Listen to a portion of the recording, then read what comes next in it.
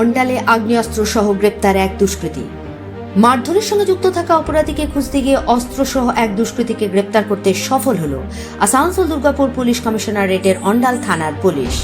জানা গেছে, অন্ডাল থানার ওসি মেঘনাথ মণ্ডলের নেতৃত্বে এবার 5 রাউন্ড তাজা কার্তুজ এবং একটি দেশি আগ্নেয়াস্ত্র সহ এক দুষ্কৃতীকে গ্রেপ্তার করল।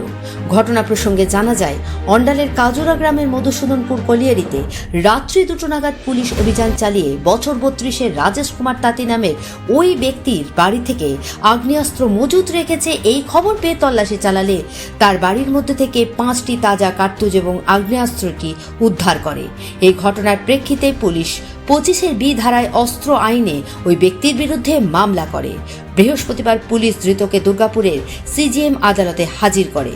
জানা গেছে, পুলিশ ধৃতকে নিজেদের হেফাজতে নিয়ে পরবর্তী অন্য সমস্ত তথ্য জানার জন্য 5 দিনের পুলিশি হেফাজতে নেওয়ার আবেদন জানিয়েছেন।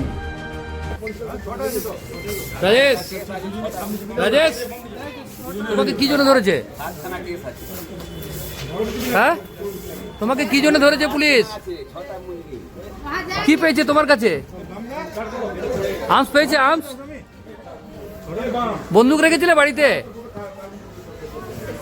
বলো, কিছু বলো।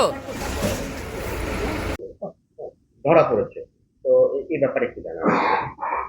আন্ডালে একটা ইনপুট ছিল আন্ডালেও, যে একজনের কাছে, লোকাল একজনের কাছে আর্মস, ইলিগাল আর্মস থাকা, আনলাইসেন্সড আর্মস থাকার একটা চান্স আছে।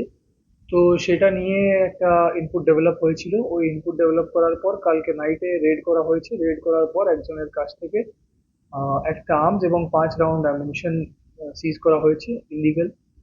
তো সেটা আমরা ফার্দার কেস করে রিমান্ডের জন্য পাঠিয়েছি। কি কারণে? এটা তো ওখানেই থাকতো, ওখানকারই বাসিন্দা, এখন অব্দি যে জানতে পেরেছি। কি করতো সে? সেটা সব এখন। Bureau report, activist Bangla.